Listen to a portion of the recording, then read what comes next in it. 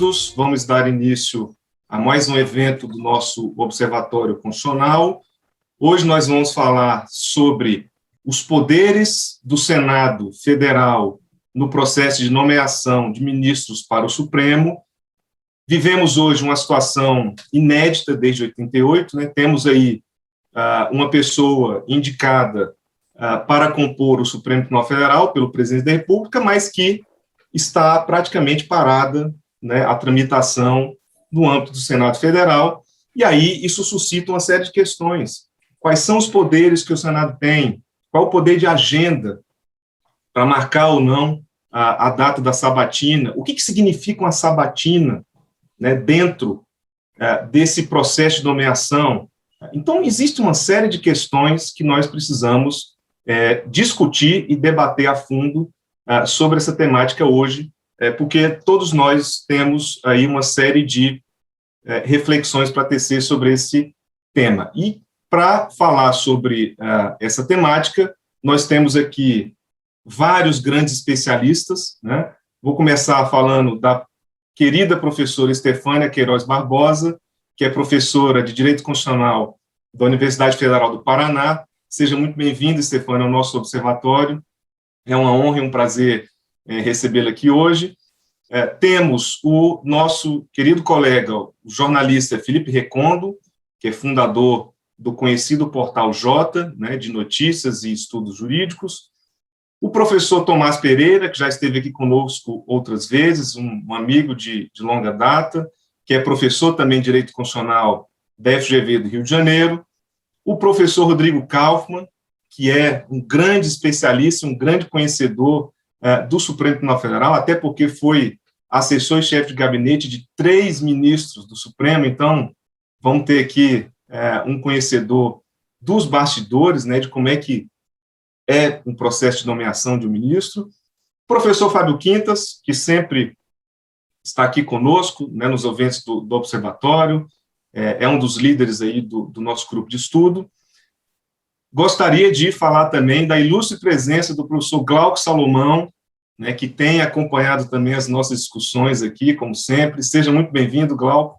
Queria enfatizar também que o Glauco é um dos grandes especialistas hoje sobre o papel das Supremas Cortes nas democracias, né, tem feito uma série de estudos importantes com impacto imenso em termos de jurisdição constitucional e democracia. Seja muito bem-vindo também, Glauco.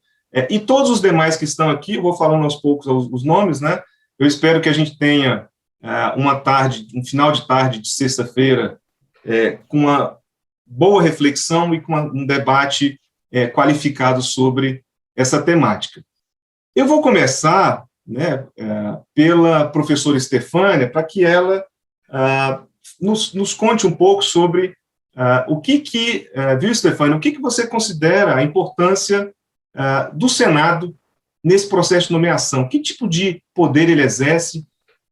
Que controle ele pode exercer dessas indicações, né? Porque a Constituição diz que a escolha inicialmente é do presidente, mas ela precisa ser aprovada pelo Senado Federal. Que tipo de papel o Senado cumpre nessa aprovação e na própria, o que acaba sendo uma própria escolha, indicação de nome, né? Estefânia, seja muito bem-vinda. Vou te passar a palavra. Obrigada pelo convite, André. Queria cumprimentar o trabalho aí do DP, eu também acompanho o seu trabalho, a sua pesquisa. Cumprimento os professores Rodrigo, Fábio, Felipe, Tomás Pereira, que a gente está junto no projeto do ICONES Brasil, então a gente tem se visto com um pouco mais de frequência, e meu amigo professor Glauco Salomão, que também tem aí estado junto nesses debates e nessas angústias do direito constitucional, né? Ninguém nos disse que seria tão emocionante ser professor de direito constitucional. Mas rindo de nervoso, né? A gente fala assim, a gente ri, mas ri de nervoso nos últimos momentos. Mas, André, dentro da pergunta feita, e até eu imagino que talvez tenha um público diversificado de alunos, eventualmente de graduação, não só da pós-graduação. A gente tem um desenho institucional feito na Constituição e um desenho feito também para o Supremo Tribunal Federal. E nesse desenho do Supremo Tribunal Federal, o equívoco de muita gente, especialmente as pessoas leigas, mas as pessoas do direito também, é imaginar que o Supremo Tribunal Federal é apenas um órgão jurídico, né? Um órgão técnico, quando, na verdade, ele é um dos poderes da República e um órgão eminentemente político, embora com uma racionalidade jurídica, né, com outra deliberação, com outra argumentação de convencimento. E, nesse sentido, sendo um órgão político não majoritário, não eleito, você tem aí, nesse desenho institucional, aí muito semelhante ao que acontece nos Estados Unidos, a nomeação pelo presidente da República, mas dependendo aí da aprovação do Senado Federal, passando pela sabatina, né? Então, vai passar pela Comissão de Constituição e Justiça e também pelo plenário do Senado. A questão parece bastante legítimo que o órgão, um dos órgãos, né, uma das casas legislativas que representa o povo, delibere e questione o novo ministro ou indicado ao ministro, a ministro do Supremo Tribunal Federal, para saber a sua visão sobre questões controvertidas da sociedade e que estarão na sua pauta de julgamento. Então, isso sempre foi um papel relevante, embora acho que a única sabatina mais importante que a gente presenciou foi a sabatina do ministro Fachin, no momento em que a presidente Dilma já tinha perdido a base de apoio do Congresso Nacional e, portanto, uma sabatina muito mais exigente sobre questões polêmicas, né? Então, o papel do Senado teria esse caráter, talvez, né, como você colocou, de controle, mas talvez de transparência, né, do perfil, né? É natural que dentro da normalidade, um presidente conservador, por exemplo, nomeie um ministro também conservador, né? O conservador está dentro do jogo democrático. O que parece é que no atual cenário a gente tem aí alguma contenção ao Bolsonaro. A gente tem uma contenção pelo próprio STF e tem uma contenção pelo Senado Federal, né? Diferente da Câmara dos Deputados, o Senado tem feito um contraponto. Mas acredito que, nesse momento, só se as bases de apoio realmente saírem. Mas eu acho que, assim, com o 7 de setembro, talvez essa demora em pautar né, a discussão, a própria sabatina, realmente seja um poder de veto aí do Senado, um poder de veto branco, né, de não colocar enquanto o presidente não se comporta. A gente não tem ilusão de que ele vai se comportar, né? A gente tem esse jogo aí, mas, enfim, está dentro do jogo democrático esse papel do Senado.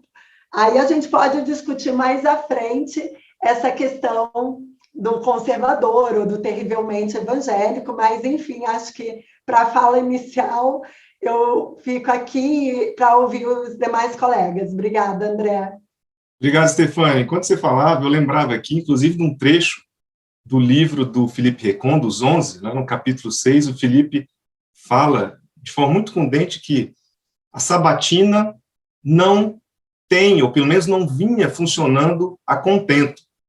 Pelo menos na prática, isso não havia, ou seja, a escolha, de alguma forma, na prática era anterior. Felipe, aí eu queria te escutar um pouco mais sobre isso. Você acha que o que nós estamos vivendo agora, isso traz alguma indicação de mudança do papel do Senado, dos poderes que ele exerce dentro desse processo de nomeação, será que o Senado agora estaria assumindo melhor o papel que o desenho institucional, como a Estefânia falou, conferiu a ele dentro desse processo? Queria te escutar um pouco sobre isso, inclusive porque eu acho, e eu já te falei isso várias vezes, que esse capítulo 6 dos 11 é, de fato, um dos melhores escritos que nós temos até hoje sobre o processo de nomeação, como você fala, né, o caminho de um juiz até o Supremo Tribunal Federal. Vamos lá, Felipe. Obrigado pela presença, viu? Eu primeiro queria te agradecer, André, o convite, dizer que a Estefânia colocou um desafio, que ela foi concisa e vai nos forçar a todos a sermos concisos também. Queria aqui dizer que tenho uma admiração muito grande e um agradecimento especial ao Rodrigo Kaufmann, que me ajudou e muito nas pesquisas que eu fiz. Ele sabe quantas vezes eu procurei para falar sobre história do Supremo. Fábio Quintas, meu colega de escola. Tomás, que já gravou Sem Precedentes hoje comigo. E desafiador falar depois da Estefânia também, especialmente porque o André, eu estava escrevendo um artigo para um livro que vai sair do Inovare sobre indicações. E aí fui lá reler algumas coisas de história e perceber que lá em 1892, o Kaufmann sabe que ele sempre volta alguns séculos, eu estou parecendo o Celso de Mello, que volta alguns séculos para começar a falar, né? Mas lá em 1892, se a gente for ver o primeiro debate nas indicações do Supremo e como o Senado exerceu o seu papel, é fascinante se você faz essa comparação com hoje. Quando o Senado teve que pegar a leitura ou o texto da Constituição para discutir o notável saber, que notável saber era aquele, e que houve um debate dentro do Senado para dizer quais eram os limites daquilo, se era notável saber jurídico, não era, na indicação do Barata Ribeiro, a gente já viu o Senado exercendo um papel muito interessante, muito ativo. Nas obras do Rui Barbosa tem lá esses debates todos transcritos, e desculpe a expressão, mas foi um quebra-pau em diversos momentos para as indicações que eram feitas, para o pedido de rejeição de algumas indicações, o parecer contrário a algumas indicações e os motivos porque alguns senadores expunham claramente essas manifestações contrárias aos perfis indicados. Então, a gente vê que, lá, desde o início da República, o Senado tem um papel. A gente talvez tenha ficado com uma visão um pouco obtusa, eu imagino, em determinado momento, porque as sabatinas foram laudatórias. Se a gente pega a sabatina da ministra Carmen Lúcia, por exemplo, é um pouco constrangedor, se você compara com o que nós temos hoje. Se você pega a sabatina do ministro Luiz Fux, e eu tive a oportunidade, e aí estava na cobertura, eu estava dentro do plenário da CCJ, quando entra o indicado, todo mundo se levanta e aplaude. Ele acabou de entrar, ele não começou a falar, e ele já foi aplaudido pelos senadores. É claro que ninguém espera ou ninguém imagina que o processo de sabatina seja o começo do processo. E depois eu acho que a gente pode falar um pouco mais sobre este processo de agora. Mas, voltando, pegando o que a gente via lá em 1892, nas indicações, na resistência que houve a algumas indicações, inclusive da primeira composição do Supremo, porque um dos primeiros indicados para a primeira composição do Supremo era ministro do Executivo, e continuava como ministro do Executivo, sendo ministro do Supremo Tribunal Federal. Era uma coisa meio doida, que na época se permitia, né, que inimaginável hoje, evidentemente. Mas a gente, talvez por essas sabatinas laudatórias, tenha diminuído um pouco o papel do Senado. E foi interessante para a pesquisa do livro, e também para esse artigo, que inúmeras entrevistas eu tive de fazer com algumas figuras que eram essenciais nesses processos. O ministro Jobim, para falar das indicações da época do governo Fernando Henrique, o ministro Pertence, para falar das indicações, de como ele foi indicado pelo presidente Sarney. Fui conversar até com o ministro Xavier de Albuquerque, que infelizmente já faleceu, mas para ele contar como foi a indicação dele e ele traçar alguns detalhes. A história da indicação do ministro Moreira Alves, para quem tiver a oportunidade de ver na história oral da FGV, chega a ser engraçado, porque o candidato que primeiramente tinha sido pensado para a vaga, não foi nomeado porque era desquitado.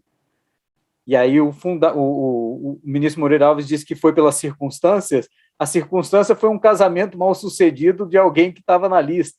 Então, todas as indicações, e eu sou fascinado pelo tema, e por isso que eu disse que eu tenho que fazer um dever de concisão aqui, porque senão falaria um monte, para mim, cada indicação é uma história muito específica, muito diferente, difícil achar e desafiador achar pontos de intersecção. E aí, todas essas entrevistas que eu fui fazendo, tipo, com o Jobim, como eu mencionei, Xavier, o ministro Pertence, Sigmaringa Seixas, que era fundamental para todas as indicações do presidente Lula, o ministro Márcio Tomás Bastos também, que fez as primeiras indicações e pôde contar em detalhes cada uma delas, e mais recentemente, Beto Vasconcelos, Cardoso, e por aí vai, a gente vai vendo como o processo é muito distinto, varia conforme o momento, a necessidade de relação com o Senado, de submissão, ou melhor dizendo, de negociação política com o Senado, muda conforme o tamanho da sua base, a popularidade do presidente, a legitimidade do presidente, conforme o nome que está sendo escolhido. Um determinado nome, um determinado perfil de ministro do Supremo, de candidato ao Supremo, pode exigir do governo federal uma conversa muito mais extensa, uma negociação muito mais extensa com o Senado. Vide a indicação do ministro Fachin, como demorou. Ou vide a não indicação da última vaga pelo presidente Lula. O presidente Lula podia ter feito mais uma indicação no seu último ano de governo e não fez por conta de um empecilho, que era um nome específico defendido pelo presidente do Senado, José Sarney, e aí ele teve de segurar a indicação e deixou de fazer a indicação com esse argumento de que tinha um empecilho para a indicação que ele queria fazer e ele não queria fazer a indicação do nome que o presidente Sarney gostaria. Ou seja, ele abriu mão diante dessa intersecção com o Senado. E outros nomes podem passar com muito mais tranquilidade. Vou mencionar só um e recente, ou posso até mencionar dois, um com muita dificuldade, o ministro Gilmar, que teve uma dificuldade porque o PT impôs restrições e foi uma guerra a sabatina dele, mas o ministro Barroso, por exemplo. O ministro Barroso, que era um dos maiores advogados constitucionalistas do país, etc., ou mesmo a ministra Carmen Lúcia, passou com uma facilidade incrível pelo Senado. Ou o ministro Fux, uma facilidade incrível. O ministro Fux é recordista. Se pegar a tabelinha lá de votos, ele é um recordista. Então, a relação com o Senado varia muito conforme inúmeros fatores, inclusive o nome do indicado. E a gente agora está vendo, respondendo objetivamente só por fim a sua pergunta, André, no caso do seu xará, André Mendonça, o que talvez nós estejamos vendo seja o resultado de um processo, e aqui eu me permito fazer algo como jornalista a gente não faz, de colocar adjetivos, né, mas de um processo mal conduzido. O Senado não foi envolvido nessa indicação. Não foi envolvido. E agora cobra-se um preço também por isso. Não é só isso, a gente pode falar mais à frente, se for o caso, mas o Senado não foi envolvido nessa indicação, o nome não passou por eles antes, por alguns senadores, e agora a gente vê um veto player, que é o senador Davi Alcolumbre, dizendo que não vai pautar até dezembro a indicação de André Mendonça. Então, a gente está vendo um fenômeno que, para mim, não é semelhante ao que nós vimos no passado, porque é um governo também muito diferente, né? Muito diferente na forma de lidar com isso e também na fundamentação para a escolha de um candidato ao Supremo. Mas isso eu acho que a gente pode voltar um pouco mais cedo. Eu tenho achado, inclusive, fascinante essa indicação do ministro André Mendonça, justamente porque a gente tem visto alguns fatores desses sendo escancarados. E com o senador dizendo, simplesmente, por um governo que não tem força no Senado, né, ele tem muita força na Câmara, mais ou menos no Senado, o que também é uma novidade, né, em relação aos governos anteriores, a gente está vendo um candidato escolhido pelo presidente, possivelmente, ou a gente pode dizer até provavelmente, que vai ser rejeitado, se não retirado da candidatura. Então, nós estamos assistindo a Estefânia Rio de nervoso, eu também fico rindo de nervoso, porque a gente sempre estava acostumado a dizer, depois de indicado é aprovado. Não mais. Mas eu acho que isso é, como diria o ministro Barroso na sua sabatina, um ponto fora da curva. Mas vou parar por aqui, que senão me estendo demais. Desculpa até pela extensão. Obrigado, Felipe. Mas, de fato, esse processo é inédito em vários fatores, né? E esse travamento, né, da tramitação, isso, de fato, tem chamado muita atenção.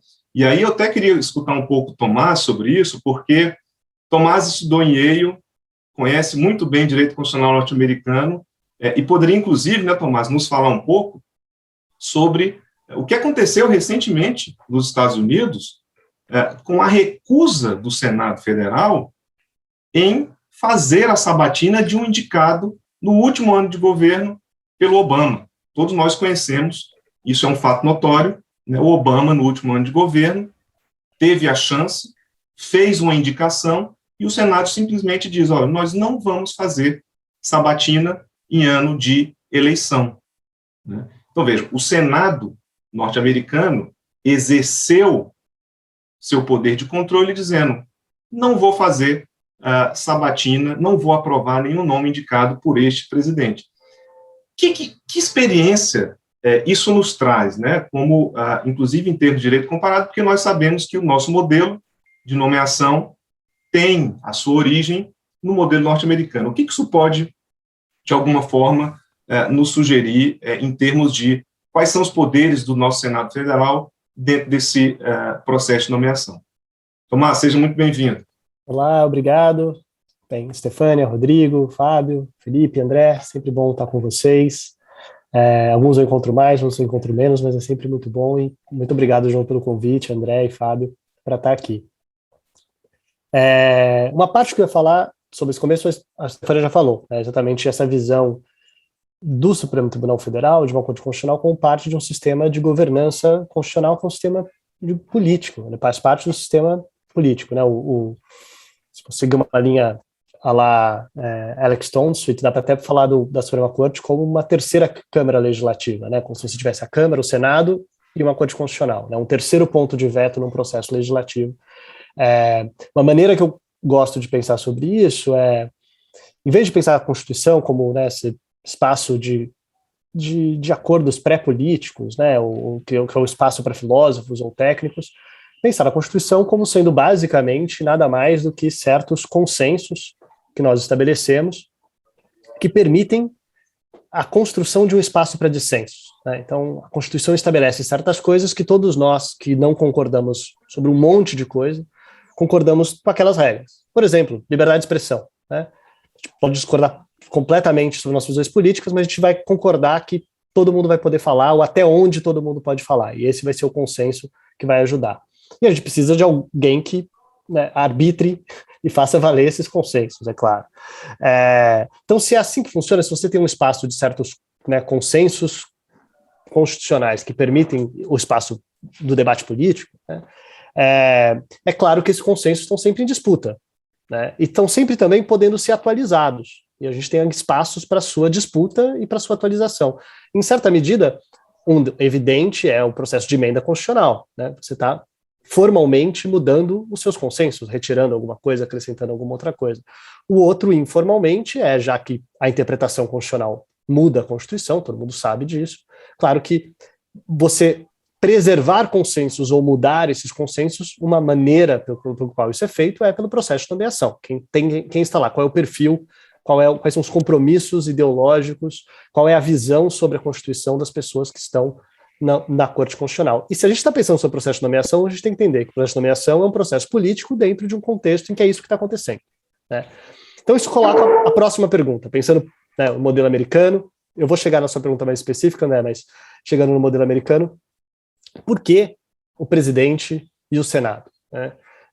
Não só historicamente, porque, não vou tentar responder a ratio legislativa histórica daquelas pessoas, apesar de que algumas coisas eles próprios já pensaram, mas a gente poderia pensar por que a gente optaria por um modelo assim, né? Outros sistemas têm modelos diferentes, né? Às vezes divisão de vagas, o presidente também alguns, ao Senado outros, à Câmara outros, às vezes você tem modelos que é puramente o legislativo, às vezes tem modelos com listas, né, ou comissões com membros da própria Corte Constitucional e de outras instituições, né, como, sei lá, por exemplo, ou sistemas em que quem domina o processo de nomeação é, na prática, a própria Corte Constitucional, né, como é na Índia, por exemplo. Ou informalmente, tem a maioria, né, como é em Israel. Né, Israel, né, não é um comitê com membros de diversas instituições, mas a Suprema Corte, na prática, costuma ter a maioria das pessoas ali, né, entre os próprios membros e seus aliados meio evidentes. Então, por que seria, né, voltando, por que seria presidente e Senado? É importante para a gente pensar qual que é o papel do Senado. Né? O primeiro é que num sistema presidencialista, parte da questão é que um sistema político que resolveu garantir algum grau de influência para quem é o nosso grande representante da vontade política majoritária, que é o presidente da República, alguém que ganhou uma eleição nacional majoritária, ponto. Né? E essa pessoa vai ter um poder para nomear. Só que a gente resolveu ter algum ponto de veto. Ele não vai simplesmente nomear quem ele quiser, vai ter um ponto de veto. E a pergunta é por que o ponto de veto, então, seria o Senado? Bem, tem algumas justificativas meio evidentes, algumas das quais podem fazer na prática serem reais ou não, dependendo do teu contexto. Um evidente seria você ter um freio federalista, já que o Senado é evidentemente federalista, você teria um controle de uma casa que representa a federação, o que faz sentido numa federação, como, por exemplo, é o caso dos Estados Unidos, que é a origem do nosso modelo. É claro que, dependendo de como é o seu sistema eleitoral e o seu sistema político, isso perde menos relevância. Né? Conforme, na prática, você tem um sistema político em que você tem dois partidos nacionais competindo, republicanos e democratas, ou, no caso brasileiro, diversos partidos, né, compondo oposição, perde menos, talvez, essa noção federalista. Tinha uma outra preocupação que eles tinham, que era, em geral, a ideia de que o Senado, isso vale até para a própria existência do Senado no processo legislativo, mas vale para isso também. Por que o Senado é esse freio, em geral? Tem a ideia de que os membros do Senado são políticos mais experientes, né? Seja pelo fato, em medida porque eles são eleitos por um sufrágio maior, né? Um sufrágio majoritário dentro de um Estado. Então eles seriam, se você fosse imaginar, talvez nomes, por serem majoritários, talvez algum tipo de consenso maior dentro daquele Estado, e geralmente imaginava-se que seriam políticos, digamos, de maior envergadura, né? Como às vezes você vê mesmo, ex-governadores, pessoas às vezes que até passaram pela presidência ou pela vice-presidência, né? Esse tipo de perfil seria o perfil do Senado, faria sentido que tivesse essas pessoas lá. Isso é verdade necessariamente? Não, a gente vê que o Senado hoje em dia, por exemplo, brasileiro, é composto por pessoas que têm exatamente esse perfil, e claro que tem pessoas que têm algum perfil no mundo de hoje, de fragmentação e digamos, campanhas no Twitter e na coisa, você vai ter pessoas muito diferentes, sem grandes experiências políticas, chegando no Senado hoje. Então não é necessariamente isso. Mas se a gente compara, por exemplo, pensando num exemplo recente, as pessoas ficaram muito chocadas com o comportamento da Câmara dos Deputados no impeachment da Dilma. E eu lembro que logo em seguida, na época, as pessoas falaram, calma, o Senado vai ser diferente, o Senado não é daquele jeito. Então, bem ou mal, você pode imaginar que teria alguma diferença aí, mesmo que não seja exatamente a mesma coisa. Né? Há certas figuras famosas no Senado que acho que cada um pode pensar na que tenha na sua própria mente. Agora, tem um outro elemento que é relevante, que é conectado com isso, nos Estados Unidos é verdade, no Brasil é relativamente verdade, que é o fato de que o Senado trabalha com ciclos eleitorais que não são sincrônicos perfeitamente com o presidente da República. Né? No caso do Senado americano, isso é ainda mais evidente. Né? As eleições são de 2 em 2 anos, você precisa de 3 eleições para rodar, né, o Senado inteiro. Né? Você tem lá 6 mandatos de 6 anos. O modelo brasileiro é um pouquinho estranho, né? Porque renova 1/3, renova 2/3. Então as eleições, o mandato é de 8 anos, então você tem uma parte daqueles senadores que estão lá, que não foram eleitos na última onda eleitoral, isso é importante, né? Então você tem uma onda eleitoral que levou um presidente populista, por exemplo, para a presidência, e nem todo mundo, e às vezes ele levou junto com eles vários legisladores, mas vai ter uma parte do Senado que não responde a essa última onda eleitoral. Essas pessoas estão lá de uma eleição de 4 anos anterior. Então, isso é um motivo que talvez mantenha eles mais independentes desse presidente. Eles não estão na mesma onda, não são produtos da mesma onda. Ou o outro é o contrário, eles vieram na mesma onda, eles estão mais tranquilos, eles não estão de olho numa eleição dali a 2 anos ou dali a 4 anos. Eles estão trabalhando com a perspectiva de 8 anos, isso dá para eles uma independência em relação a certos fatores. Isso geraria uma dissociação entre Senado e Presidência da República, por mais que eles ainda sejam produtos de eleições majoritárias, por mais que sejam partidários, que geraria esse tipo de controle. E seria um controle irrelevante, né? Uma das coisas talvez que a gente queira é que a Corte Constitucional não seja um produto da última eleição presidencial. Da mesma maneira que a gente faz isso com o Senado, né? A Corte Constitucional, voltando ao que eu falei de Stonefield, essa terceira Câmara Legislativa, também seria importante que ela não fosse esse produto dessa última eleição que aconteceu. Uma das maneiras que isso acontece, de novo, é o fato de que tem que haver com a renovação dos ministros. Se eles tiverem mandatos muito curtos, talvez eles fiquem lá rodando muito rapidamente e estejam muito responsivos ao que aconteceu. Uma parte do que a gente tem, claro que no Brasil a ausência de mandatos propriamente ditos gera talvez mandatos longos demais, a gente pode discutir um pouco sobre isso num outro momento, mas você tem uma completa... o ministro Marco Aurélio e o ministro Celso de Mello não tinham nada a ver com o contexto político, para bem e para mal, se for pensar, o contexto político da eleição, seja da Dilma, seja do Bolsonaro, seja do Lula, e eles não tinham nenhuma preocupação em relação a isso. Eles são produtos de um ciclo político de um passado distante, até em grande medida, no caso desses dois exemplos. Então, digamos assim, o papel do Senado, o Senado é mais uma engrenagem, no qual não sincrônica, nesse funcionamento. E daí a próxima pergunta só em relação a isso é por que seria um sistema de votação majoritária, né, no Senado, que não precisaria ter. Né? E a gente pode falar um pouquinho disso também. Isso está relacionado com o comportamento do Senado hoje, que historicamente, geralmente, se você tivesse super maioria, se você precisasse de 2/3 ou 3/4 ou algo assim para votar, seria um veto que, na verdade, dá poderes significativos para minorias. Né? Minorias políticas conseguiriam evitar nomeações para o Supremo. Não é o sistema que a gente tem. Então a gente tem algum tipo de, né, como eu disse, pela falta de sincronia, pelo perfil dos senadores em relação à presidência, tem algum grau de dependência, mas bem ou mal, o presidente consegue, talvez com alguma facilidade, normalmente, garantir lá a sua maioria no Senado. Não é tão difícil assim, na verdade não é difícil. Não, historicamente, inclusive, não tem se mostrado difícil.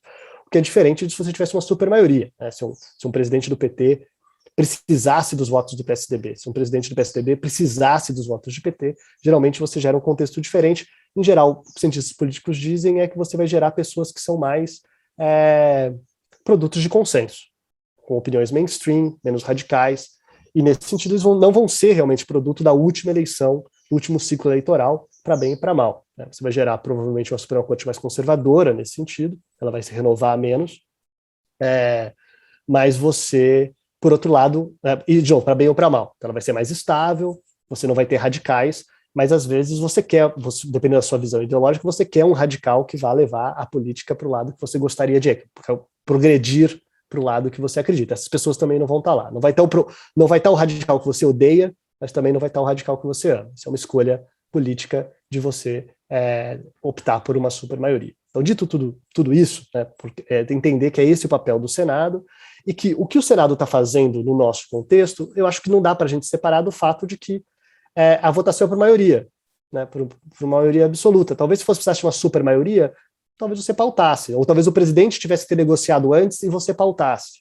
Né. É o fato, talvez, de que é possível compor essa maioria com uma certa tranquilidade, que faz com que talvez a única arma possível que você tenha para segurar ali seja segurar essa nomeação em certos contextos. Né. Agora, vamos falar então dos Estados Unidos só para entender que o conflito dos Estados Unidos tem a ver com isso. A primeira coisa que eu ia dizer então vamos recapitular o que aconteceu muito rapidamente, porque eu acho que para entender, inclusive o discurso de legitimação de por que isso aconteceu, não só na prática como isso aconteceu, não só na realpolitik de como isso aconteceu, mas qual que é o discurso de legitimador? Parte do discurso de legitimador na época, né, foi o seguinte, morreu Scalia, em 13 de fevereiro de 2016, e um mês depois, né, em março de 2016, o Obama nomeou o Merrick Garland, que era um nome, inclusive, bem tranquilo, um nome que ele não nomeou um radical. Ele estava, imaginava-se que ele já estava tentando garantir a sua confirmação, nomeando alguém que deveria ser consenso político, mesmo dos republicanos.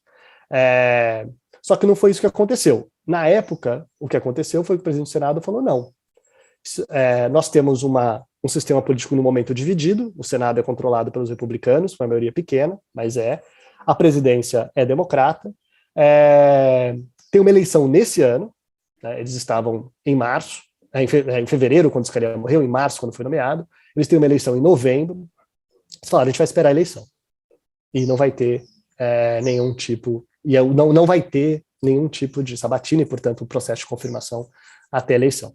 No final, o Obama perdeu, como a gente sabe, o Trump foi nomeado, eventualmente a nomeação do Garland expirou, né, porque acabou aquela legislatura, né, aquela legislatura acabou lá em janeiro, né, no comecinho de janeiro, 3 de janeiro, então ela ficou pendente por 293 dias e ela simplesmente expirou, né, e daí eventualmente o Trump, eleito, nomeou o Neil Gorsuch como seu candidato. Guarda isso, que isso é importante. Ele nomeou o Neil Gorsuch. Uma coisa importante vai acontecer aqui em relação a isso.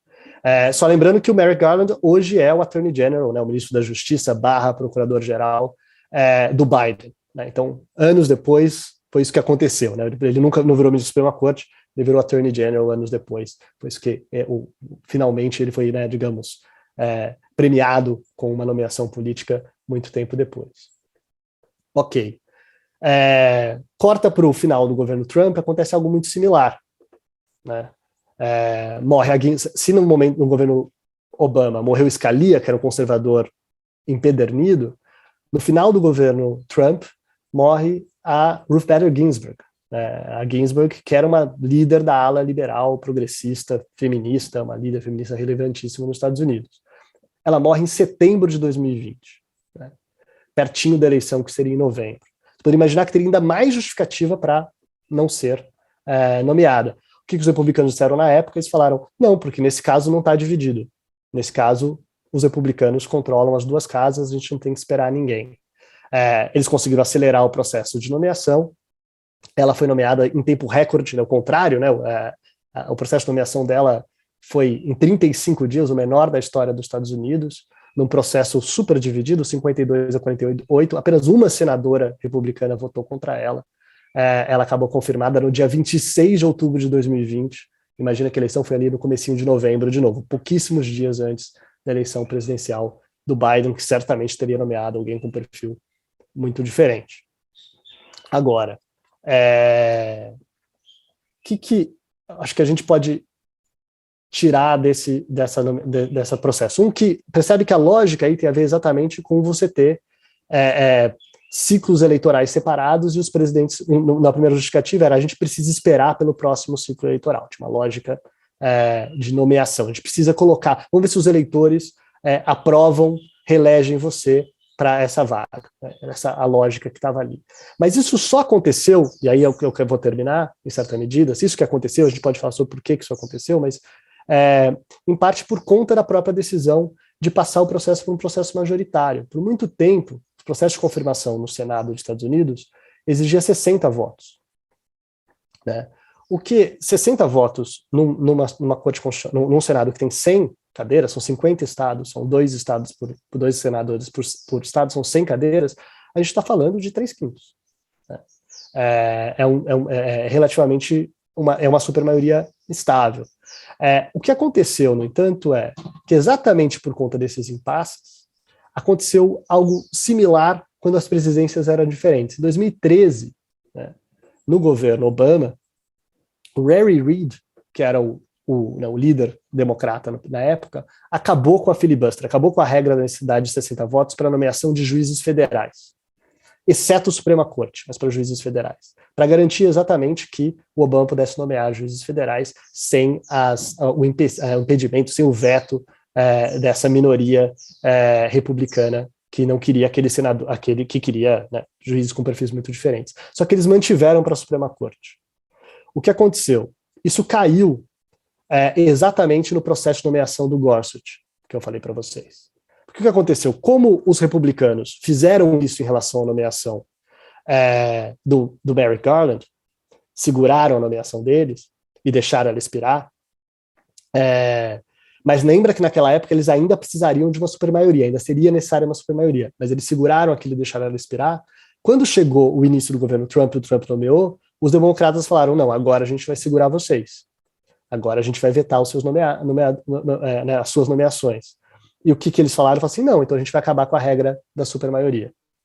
E ao quebrar a regra da supermaioria, eles confirmaram o Gorsuch e depois, por isso também, depois rapidamente conseguiram confirmar a Barrett. Não teriam conseguido se precisasse de 60 votos. Né? Então, para ver como essas duas coisas são conectadas, tanto o papel do Senado e a sua relação com ciclos eleitorais, e a política específica, o sistema político em que você vive, e, é claro, a regra de maioria faz toda a diferença aqui. Se você talvez faça mais diferença ser uma maioria e não uma supermaioria do que qualquer outra coisa nesse processo, o tipo de ministro que vocês têm.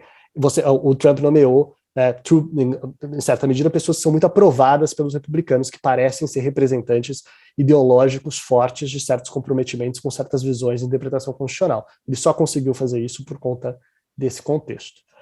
Acho que era isso que eu tinha para dizer. A última coisa que eu ia falar era, não dá para a gente falar do Bolsonaro e do seu contexto atual com o André Mendonça sem falar do fato de que ele é um presidente enfraquecido, né?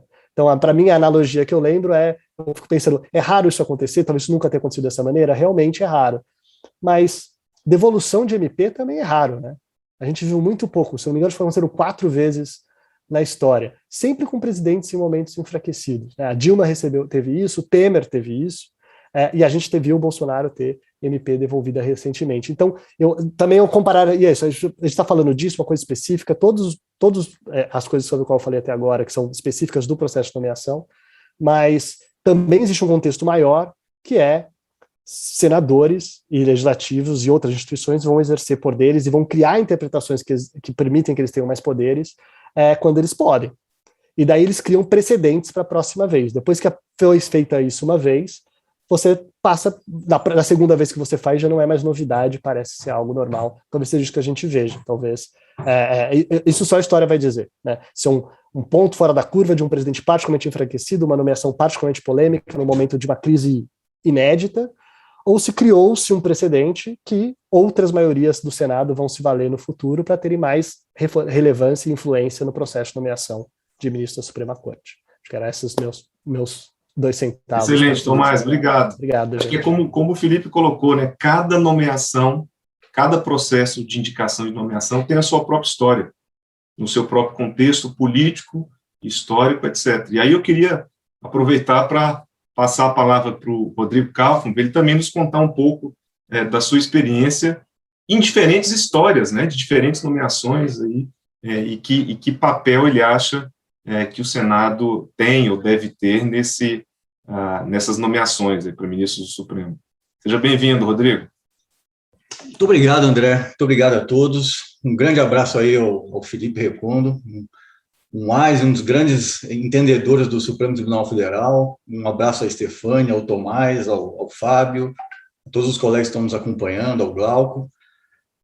Eu tenho assim um interesse particular, de fato, com exatamente este momento, tanto em vista, né, do princípio da separação de poderes, quanto em vista vamos dizer assim, do nosso objeto por excelência de pesquisa, que é o próprio Supremo Tribunal Federal, né? Eu já tive várias vezes esse tipo de conversa com o Felipe, e eu volto a dizer aqui, eu acho que vários dos problemas que a gente aponta no Supremo Tribunal Federal são problemas, vamos dizer assim, não de formação, não relacionados a métodos de decisão, ou a forma de trabalho. Eu acho que são problemas relacionados a este momento, ao perfil de quem se indica, a maneira como se aprova, a forma como se dá essa dinâmica de interesses que resultam no nome do Supremo Tribunal Federal.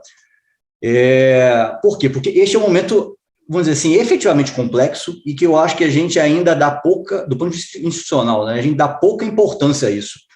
É um momento que exige um altíssimo grau de maturidade institucional, tanto do presidente da República, no nome que indica, quanto do Senado na hora que avalia este nome, passando pelo próprio nome que está sendo indicado. Quer dizer, se exige muito desses 3 personagens, principalmente. Mas, infelizmente, nós ainda tratamos esse assunto como se fosse questões de política diária, assim, cotidiana, ordinária.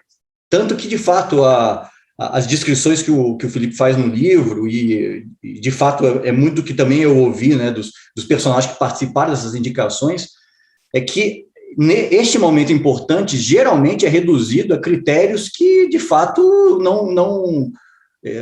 vamos dizer assim, não são importantes, né, para fins de você indicar um nome para um Supremo que vai durar lá talvez 20 anos até no tribunal, como também não dura do ponto de vista temporal, né? Então, muitas vezes, por exemplo, o Tomás até fez referência a isso, né? O fato de um presidente enfraquecido indicar um nome.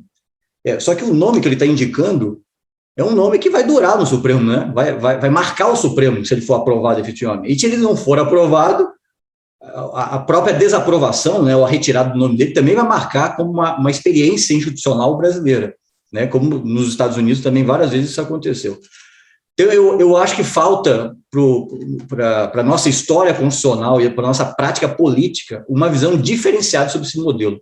E a gente se acomodou, eu acho, nesses últimos anos, especialmente nesses últimos 20 anos, né, que o direito constitucional ganhou assim, um prestígio especial, né, eu acho que a gente se acomodou em entender este processo como se fosse, de fato, um processo menor, como se fosse mais uma das pautas do presidente da República, ou como se fosse mais uma sessão ordinária da Comissão de Constituição e Justiça do Senado, sabe? E eu acho que a gente perdeu um pouco dessa referência. Eu sempre tomo por base, porque assim, quando a gente começa a avaliar um processo, eu acho que é importante que a gente tenha talvez um parâmetro, mesmo que ele seja teórico, né, o melhor dos mundos, para a gente ter como avaliá-lo melhor, né, tentar dar uma perspectiva diferenciada assim, a nossa avaliação, né?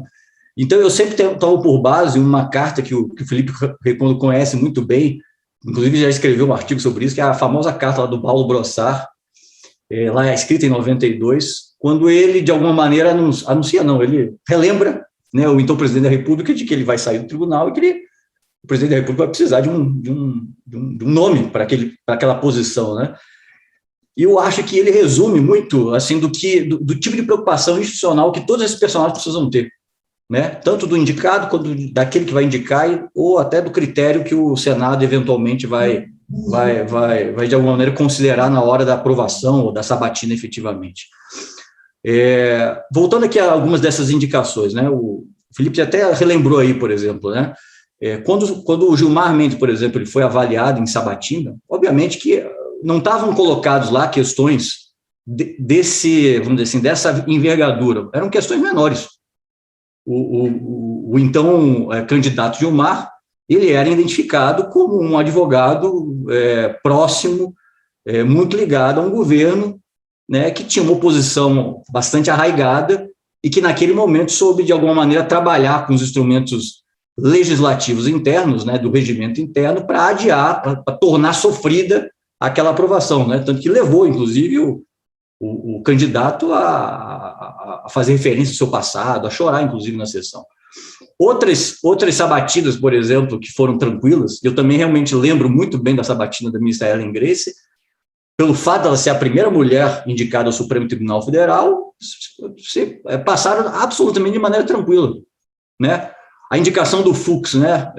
Também houve também esse momento estranho, né? Das palmas que foram dadas antes mesmo dele começar a responder qualquer coisa. Eu me lembro, por exemplo, que quando houve a indicação do ministro Fachin, todo mundo conhece vamos dizer assim, o perfil filosófico do ministro Fachin sobre Constituição, sobre justiça social, sobre eficácia dos princípios.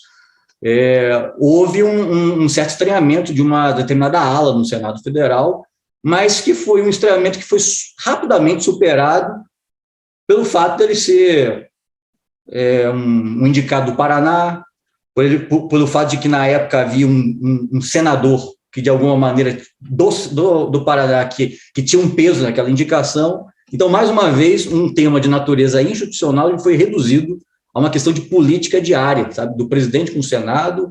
Eu me lembro, por exemplo, que o ministro Jobim ele sempre levantou essa questão, né, que eu acho que a gente precisa até colocar em perspectiva. Ele falava assim, o Supremo Tribunal Federal sempre teve a participação de pelo menos 2 gaúchos na sua formação. Se não eram dois gaúchos, vamos dizer assim, estrito senso, eram duas pessoas que, de alguma maneira, representavam a cultura gaúcha, a visão jurídica dos gaúchos no Supremo Tribunal Federal. Eu sempre realmente estranhei esse critério, né? Mas, de fato, é um critério que parece que fazia sentido do ponto de vista da negociação política, até com os senadores, né? Então, para dar mais um exemplo de que, de alguma forma, a gente ainda não soube, a gente não cresceu, eu acho que institucionalmente, para vivenciar este momento. Até para fazer uma referência aqui, talvez, à história americana, que eu acho que é um bom parâmetro de comparação, eu acho que a gente não teve ainda o nosso momento Bork, né, para fazer alusão aqui à famosa indicação rejeitada do Robert Bork, lá em 87, se não me engano, do Ronald Reagan. Porque ali, talvez, isso já vinha acontecendo, talvez, em algumas indicações, mas ali, talvez, ficou muito claro que, mais do que a técnica, mais do que, vamos dizer assim, o saber jurídico, um ministro do Supremo Tribunal Federal, né, ou um nome para a Suprema Corte Americana, ele precisa ter desvelado, naquele momento, a sua visão de mundo, a sua visão filosófica de mundo, né? E o Robert Bork, embora fosse um conservador, mas talvez um conservador muito radical, era um originalista, né, que já tinha se manifestado, por exemplo, contra alguns direitos que a própria Suprema Corte havia revelado, que não estavam escritos na Constituição, mas que ele se colocava contra porque, enfim, não estava textualmente na Constituição. Isso assustou, tanto que ele teve, se não me engano, na época, ele teve 6 votos contrários dos próprios republicanos na época da votação em Senado. Voltando agora para o nosso caso aqui brasileiro, eu acho que diante de todas essas experiências que nós tivemos, principalmente nos governos Fernando Henrique, Lula e Dilma, que foram, vamos dizer assim, as indicações que marcam hoje a própria composição do Supremo Tribunal Federal, eu acho que está mais do que na hora da gente dar uma alta relevância a este momento. Agora, não uma relevância que, de alguma forma, apenas revele, vamos dizer assim, mídia, né, luzes, mas que continue ainda a esconder, eu acho que os fatos importantes que precisam ser avaliados nesse momento, né? Por exemplo, a indicação do ministro André Mendonça.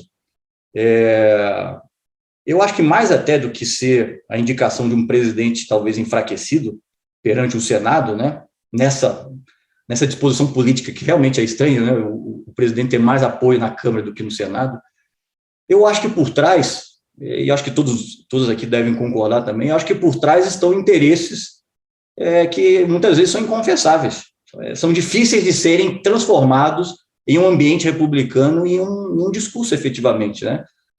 E não tem nada a ver com o fato, talvez, da sua eventual aproximação ideológica, né, ou de mentalidade, com o presidente da República, talvez em algumas pautas de costume, etc.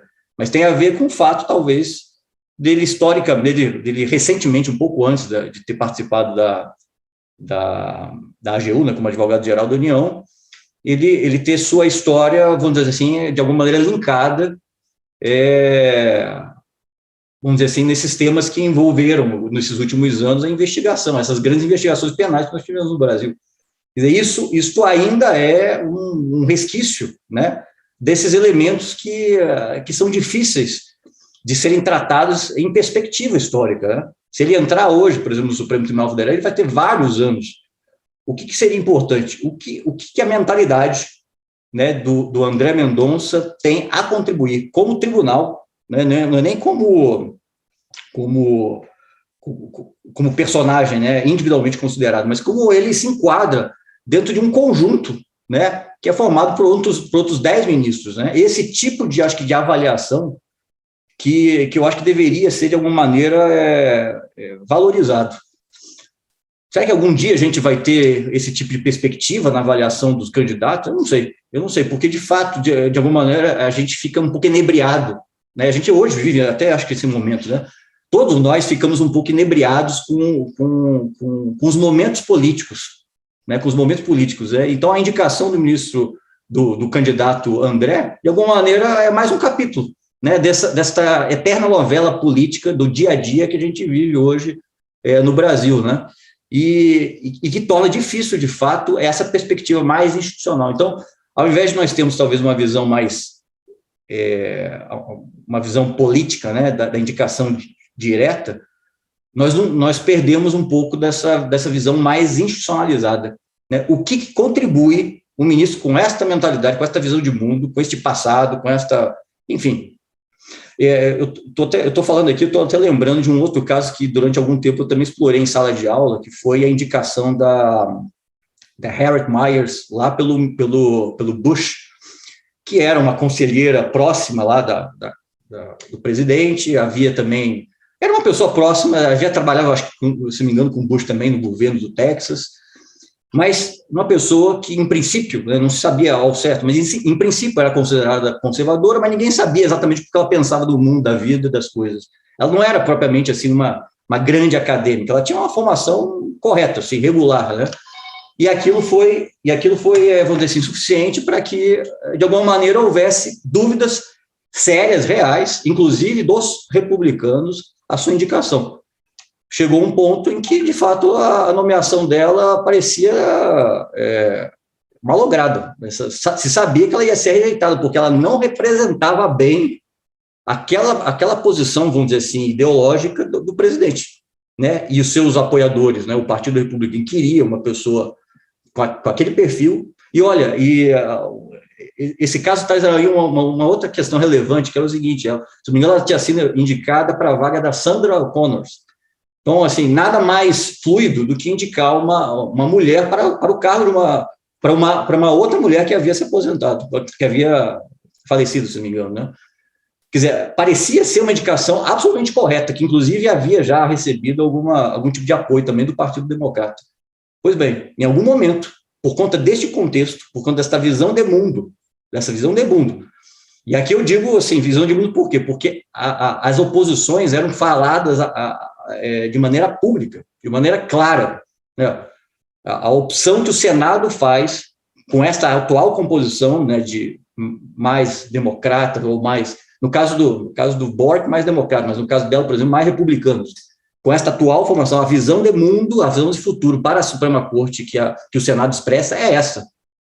Nós queremos alguém diferenciado, tanto que foi indicado, acho que o John Alito, se não me engano, que é um dos grandes mentalidades conservadoras hoje lá no tribunal. Enfim, eu acho que este é um outro exemplo.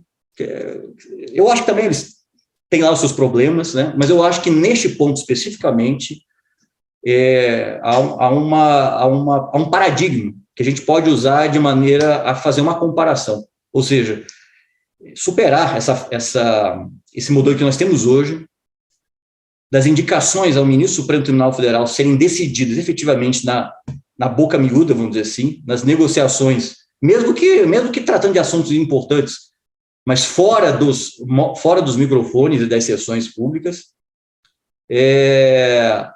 nomes que sejam avalizados pessoalmente pelo presidente da República, porque, de fato, aí mais uma vez eu faço referência aqui à carta do Paulo Grossar, trata-se de uma responsabilidade pessoal do presidente. Não é uma responsabilidade, sei lá, do eventual conselho jurídico que o presidente vai montar, não é responsabilidade, é uma responsabilidade direta dele, pessoal dele. Mesmo que a gente considere, né, aquela famosa cláusula lá da Constituição da Filadélfia, né, advice and consent, né? Quer dizer, é claro que o Senado participa desse processo, não só aprovando e rejeitando. Ele, de alguma maneira, ele precisa aconselhar e consentir, né? Eu acho que desde 1891, a gente trouxe um pouco desse modelo. E eu acho que essa cláusula acho que nos ajudaria também a dar um norte. Mas a indicação não é do Senado. A indicação é do presidente da República, pessoalmente. Ele assume pessoalmente, né? E quando o presidente da República assume pessoalmente, ele precisa, de alguma maneira, ter essa perspectiva histórica. Olha, eu não vou indicar uma pessoa que vai decidir os casos do meu interesse nesse próximo ano, ou nos próximos 5 anos. Eu vou indicar uma pessoa que talvez daqui a 20 anos ele esteja no tribunal. Então, ele não pode estar submetido a mim. Ele tem que estar submetido à consciência dele. Eu preciso conhecer o que ele é, quem ele é, né? Quais são os pensamentos que nortearam a vida dele e vamos dizer assim, deverão nortear para os próximos 20 anos. É nesta consciência que eu confio. né? Talvez até nesse caso seria até possível imaginar uma indicação de um nome que a pessoa não conhece tão bem, mas ele sabe como é que seria a perspectiva dele nesses próximos anos, né? Então, assim, talvez eu tenha fugido talvez um pouco do tema aqui, né? Eu trabalhei aqui com vários aspectos aqui meio problemáticos aqui, mas eu acho que a gente tem este problema sério. A gente ainda não consegue tratar este assunto de maneira institucionalizada. E isto não só é importante para o Senado, para o presidente da República, mas, acima de tudo, para o Supremo Tribunal Federal. Para o Supremo Tribunal Federal. A gente quer o quê? A gente quer 11 progressistas ou a gente quer um modelo híbrido entre, sei lá, progressistas e conservadores? Ou a gente quer um modelo tríplice, né, que tenha conservadores, liberais e progressistas? Ou a gente quer que tenha, enfim, um libertário lá, sei lá, um socialista lá? Este é um projeto que, de fato, eu acho que é construído institucionalmente em um diálogo histórico. Mas a gente, infelizmente, ainda não tem ainda este desenho maturado. Talvez a gente nem tenha começado ainda a produzir, talvez, um projeto nessa linha. Mas é fundamental que a gente comece a ter, porque só assim que a gente vai começar a dar realmente importância e seriedade a este momento. É um momento chave, é um momento chave. Este momento vale mais do que uma reforma do judiciário, vale mais do que a reforma do Supremo Tribunal Federal. Existe até uma PEC, né, acho que tramitando no Senado, em que se discute, né, indicações, né, dos ministros do Supremo Tribunal Federal, propõe, acho que, uma aproximação ao modelo europeu, né, de uma indicação das casas legislativas. Mas isso tudo, na minha opinião, isso tudo se torna irrelevante se a gente não considerar este momento que, de fato, é importante, né? E falando aqui da questão especificamente do André, apenas para fechar mesmo, eu acho que, embora seja, de fato, uma realidade, né, a indicação de um presidente que hoje está enfraquecido, me parece que ainda falta, neste caso, os motivos reais, né, os motivos reais e públicos de por que ele não está sendo considerado, por que ele não está sendo submetido a uma avaliação. Eu sei que, né, há uma história, né, do Senado em que essas negociações sempre aconteceram e dificilmente, no momento em que o nome é efetivamente ouvido e votado, nós temos surpresas, né? Tanto que as últimas surpresas nós tivemos foi há mais de 100 anos atrás, né? Mas mesmo assim, eu acho que a gente vive, eu acho que um momento, né, em que isso seria, assim, muito bem-vindo, né? A gente começar a mudar a perspectiva em relação a este momento institucional, né? É isso, André, como primeiras falas também aqui da minha parte. Muito bom, Rodrigo. Acho que, inclusive, você foi no ponto, né? Ou seja, nós não estamos dando a importância devida a este momento. Aliás, foi até por isso que nós decidimos fazer este evento aqui, para darmos a nossa contribuição para esse debate e para levantar essa bola, né? Levantar essa questão, que eu acho que você foi muito bem no ponto, viu, Rodrigo? Eu não sei se a professora Estefânia quer fazer algum comentário sobre a fala do...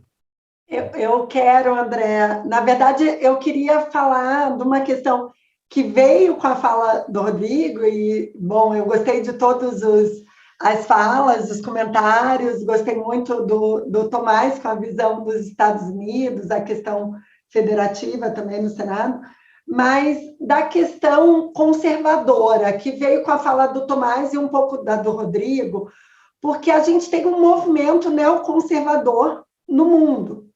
E esse movimento neoconservador, ele anda com um movimento de mãos dadas com um movimento autoritário, né? Às vezes a gente não percebe como eles estão caminhando junto, porque a pauta dos novos autoritarismos, ela se embasa para se fortalecer na pauta neoconservadora, que implica em movimentos anti-LGBT, em movimento anti-aborto, antifeministas, em militarização. Então, esse momento da corte americana, né, Trump, Bolsonaro, indicação de uma juíza conservadora, indicação de um ministro conservador, ele pode não ser um movimento por acaso, ele pode ser um movimento também dentro das cartilhas autoritárias de empacotamento das cortes constitucionais, né? A diferença, me parece, o modo como a corte decide. Então, em tese, né, o que o Rodrigo colocou, é a pergunta que o Rodrigo faz, mas queremos uma corte de 11 progressistas ou uma corte misturada? Lógico que a democracia se faz de progressistas e de conservadores, né, liberais e conservadores, mas isso em tese, né, quando todos estão de boa fé dentro das suas, os dissensos morais de boa-fé. Quando a gente tem aí algum aliado no sentido de se colocar acima dos compromissos de consenso mínimo, a gente não sabe se o caráter da deliberação, de fato, vai melhorar a qualidade na medida em que eu tenho uma corte que decide monocraticamente e que o impacto de decisões monocráticas pode ser grande. Então, talvez seja tão urgente aí uma alteração no modo de deliberação e no poder monocrático do Supremo, porque um ministro que tem um compromisso autoritário, neoconservador, que venha nessa onda, não faz um estrago numa corte que delibera em plenário, mas que pode fazer um estrago sozinho. E aí eu recomendo, eu gosto muito de um artigo do Herschel, do Ray Herschel, que ele escreve com a Ayelet Shachar, que é a esposa dele, que estuda, eu acho que ela é diretora de assuntos de religião no Max Planck, e que é um artigo Competing Orders, que ele vai falar da ordem constitucional e da ordem religiosa competindo entre si. Então, isso também me parece uma questão importante, porque ele coloca como projetos antagônicos. E quando a gente vê essa pauta religiosa conservadora, antagônica a direitos de minorias, de LGBT, das mulheres, o que parece é uma pauta anti-direitos humanos. Não é uma pauta apenas de costumes que caibam dentro da Constituição. Então, a gente precisa compreender como que esses projetos de poder se colocam, né? Então, como que nesse momento isso vem de uma maneira importante no processo político. Então, lógico que um ministro terrivelmente evangélico, ele até caberia, lógico que não é esse a característica principal que faria ele ser nomeado, mas, né, o ilibado, notável saber jurídico. Mas a questão me parece, esse antagonismo, né? Então, para quem está, né, dentro da maioria dessa pauta de costumes, pode não parecer importante como esse antagonismo se coloca, mas aqueles que vão perder eventualmente direitos, que vão ter retrocessos em seus direitos de liberdade conquistados ao longo dos últimos anos, isso é bastante grave e isso sim vai ter impacto, né? É difícil imaginar consensos. E, por fim, talvez o caráter de precedentes que a Suprema Corte dos Estados Unidos tem, as decisões muito mais em relação ao que há de abstrato naquele caso, talvez impactem menos na decisão individual de um juiz conservador do que aqui, onde essa liberdade de julgar e da decisão individual de cada um se coloca mais presente. Enfim, só para a gente tentar pensar um pouquinho diferente e talvez porque eu tenho lido muito sobre isso e ando um pouco assustada com esse movimento neoconservador, ainda mais como mulher e feminista, né? A gente se coloca aí como antagônicos nesse processo. Mas seria esse o comentário, André. Obrigada novamente. André, me permite fazer também uma ponderação? Claro, está com a palavra, Fábio. Eu acho que também, na verdade, quero fazer uma provocação para os nossos convidados, dou aqui também uma boa tarde para todos, prazer PV, Felipe, Tomás, Rodrigo, André, o professor Glauco, que esteve aqui com a gente, né, e todos que estão aqui com a gente nessa tarde. Queria partir do texto que o Felipe escreveu aí, do livro, né, que ele coloca que a sabatina é uma caixa de ressonância, né, de popularidade do presidente, que é impossível rejeitar, né, tem essa frase, inclusive, rejeitar um nome indicado por um executivo forte. E, então, né, até pensar na força da sabatina tem esse problema. E também tem um problema de que na sabatina, como até colocou aqui a própria professora Stefânia, né, na sua fala, que parece que não temos muitos critérios para apurar a qualidade do indicado, né? Não temos parâmetros objetivos para aferir, mínimos para aferir a reputação, porque não temos uma cultura jurídica entrincheirada, não temos trincheiras de temas, né? Eu acho que até aparentemente estaria surgindo algumas trincheiras, mas me parece que são talvez pontos de fumaça, né? Que essa questão de ser ativista, ou baseado na autocontenção, ou garantista, ou punitivista, não sei se isso é uma verdadeira trincheira, como às vezes aparenta.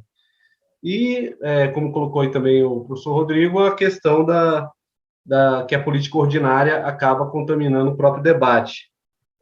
Aí a primeira provocação eu gostaria de ouvir da professora Stefânia, do Felipe, do Tomás, se eles concordam até com a provocação do Rodrigo de que há uma baixa institucionalidade. Eu acho que talvez haja um consenso que sim. Mas aí minha segunda provocação, é aí que eu gostaria de ouvi-los mesmo, se há uma baixa institucionalidade, se esse cenário exige que a aprovação do indicado pelo Senado passe por relações pessoais entre senadores e indicados. Se a história mostra isso, né, que isso é importante. Né? Ou se não, com todos os senadores, pelo menos com aquelas figuras-chave, né, que estão ali no processo, né, presidente do CCJ, o próprio presidente do Senado. Ou, se por conta, de outro lado, não precisa disso, não passa por isso não é necessário, porque o quórum da maioria simples é um antídoto para essa situação. Aí é uma provocação que eu gostaria de colocar aí para o debate. Acho que qualquer um pode responder, viu, pessoal? Não sei se o Tomás quer. Eu acho que se eu pudesse agora, eu até já aviso, peço desculpas, eu vou ficar o máximo que eu puder, mas eu não posso passar muito de 6h30, porque eu tenho uma filhinha de 14 meses que vai precisar de mim daqui a pouquinho. O que eu ia falar? Vou chegar a um ponto do Fábio, eu queria só voltar ao que a Stefânia acabou de falar. Primeiro enfatizar, acho que é muito importante, que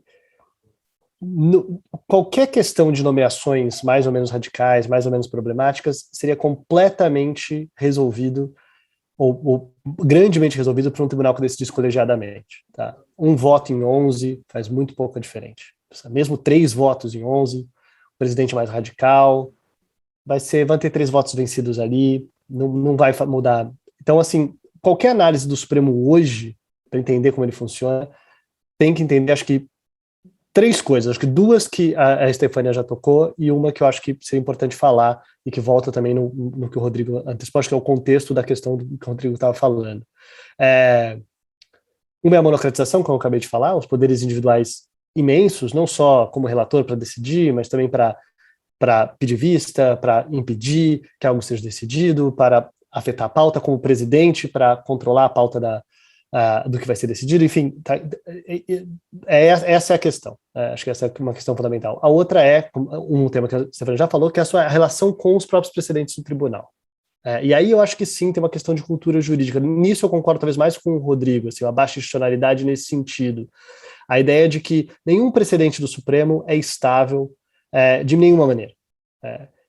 Prisão em segunda instância. A gente passou os últimos 5 anos debatendo isso intensamente, chegou em algum resultado recente. Todo mundo sabe que se mudar a nomeação, 2 saírem, 3 saírem, pode mudar de novo. porque não existe um comprometimento com a ideia de que foi resolvido. A gente decidiu que é assim, ou pelo menos é assim até que aconteça alguma coisa nova, até que, se alguém emendar a Constituição e mudar alguma coisa ali, até que tenha um novo Código Penal, uma coisa muito nova que mude na legislação, a gente pode... Mas se as coisas continuarem iguais, é isso, por enquanto. Isso não tem. Todo mundo sabe que se você nomear uma pessoa que discorda de quem votou de um jeito, roda de novo, volta o caso e muda. E isso também faz muita diferença. É por isso que faz tanta diferença você mudar uma pessoa. Nos Estados Unidos, mesmo o tema mais radical de todos, né, mais polarizador de todos, e isso talvez seja diferente, que é a questão do aborto, claro que a gente tem visto nomeações que têm como objetivo específico acabar com Roe v. Wade.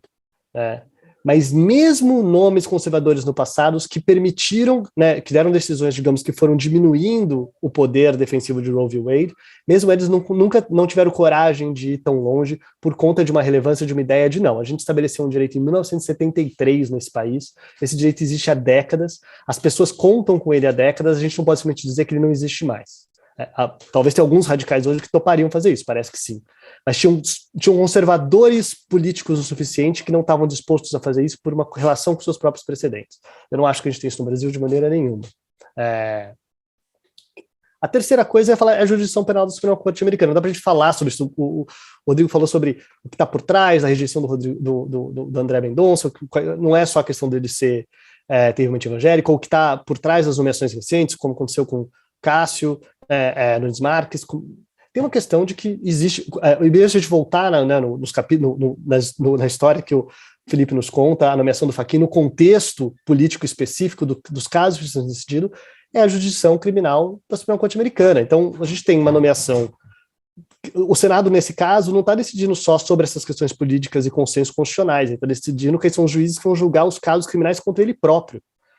E isso muda completamente qualquer lógica ou qualquer tipo de preocupação maior que você possa esperar que as pessoas vão ter. As pessoas vão estar muito preocupadas com quem vai decidir sobre o seu futuro criminal dali 1 ano, 2 anos, 5 anos, e não tem como a gente falar isso. Então, eu não vejo como a Suprema Corte brasileira, o Supremo Tribunal vai mudar muito esse processo. Acho que a tendência tem sido de piorar. Inclusive, algumas coisas que a gente tem visto de um papel maior do Senado, que a gente às vezes fala como sendo positivo, e é positivo em certa maneira, mas uma parte disso é movido por uma preocupação específica com a jurisdição penal, com Lava Jato, com mensalão e assim por diante. Então a preocupação talvez seja movida por isso, né, acima de tudo, e menos para qual vai ser a interpretação do direito de propriedade ou de liberdade de expressão.